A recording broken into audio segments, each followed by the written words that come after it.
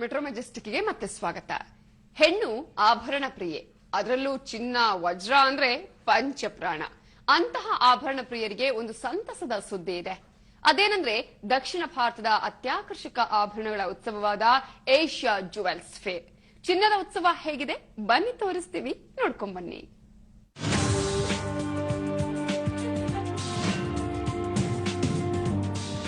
ಚಿನ್ನ, ವಜ್ರ, ಹರಳು, ಹೊಳೆವ ಆಭರಣ ಒಂದಕ್ಕಿಂತ ಒಂದು ಅತ್ಯಾಕರ್ಷಕ, ನೀರೆಯರ ಮನಸೆಳೆಯುವ ತರಹೇವಾರಿ ಡಿಸೈನ್ಸ್. ಇದು ಏಷ್ಯಾ ಜುವೆಲ್ಸ್ ಫೇರ್ನ ಒಂದು ಝಲಕ್.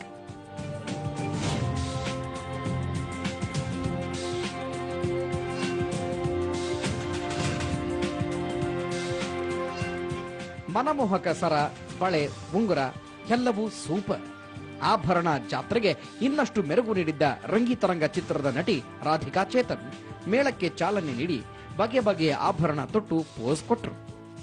ಟೈಮ್ಸ್ ಏಷ್ಯಾ ಜುವೆಲ್ಸ್ ಫೇರ್ ನ ಇನಾಗ್ರೇಟ್ ಮಾಡಕ್ಕೆ ನಂಗೆ ತುಂಬಾನೇ ಸಂತೋಷ ಆಗ್ತಾ ಇದೆ. ಇವತ್ತು ನನ್ಗೊಂದು ದೊಡ್ಡ ಹಾರನೇ ಕೊಟ್ಬಿಟ್ಟಿದ್ದಾರೆ. ಆಸ್ ಯು ಕ್ಯಾನ್ ಸಿ, ತುಂಬಾನೇ ಚೆನ್ನಾಗಿದೆ. ಇಲ್ಲಿ ಪ್ರತಿಯೊಂದು ಶಾಪ್ ಕೂಡ ಡಿಫ್ರೆಂಟ್ ಆಗಿದೆ.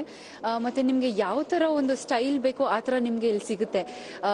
ಈ ಫೇರ್ ಆಗ್ತಾ ಇದೆ 19th ಇಂದ 21st ತನಕ. ತುಂಬಾನೇ ಬ್ರಿಲಿಯಂಟ್ ಆಗಿದೆ. ರೆಸಿಡೆನ್ಸಿ ರಸ್ತೆಯ ರಿಡ್ಸ್ ಕಾಲರ್ಟನ್ ಹೋಟೆಲ್ನಲ್ಲಿ ಅಪರೂಪದ ಏಷ್ಯಾ ಜುವೆಲ್ಸ್ ಫೇರ್ ನಡೀತಾ ಇದೆ. 18 ಮಳಿಗೆಗಳಿದ್ದು ಬೆಂಗಳೂರು ಮಾತ್ರವಲ್ಲ, ಹೊರ ರಾಜ್ಯದ ಟಾಪ್ ಬ್ರ್ಯಾಂಡ್ಗಳ ಲಕ್ಸುರಿ ವಿನ್ಯಾಸಗಳನ್ನ ಪ್ರದರ್ಶನಕ್ಕೆ ಇಡಲಾಗಿದೆ.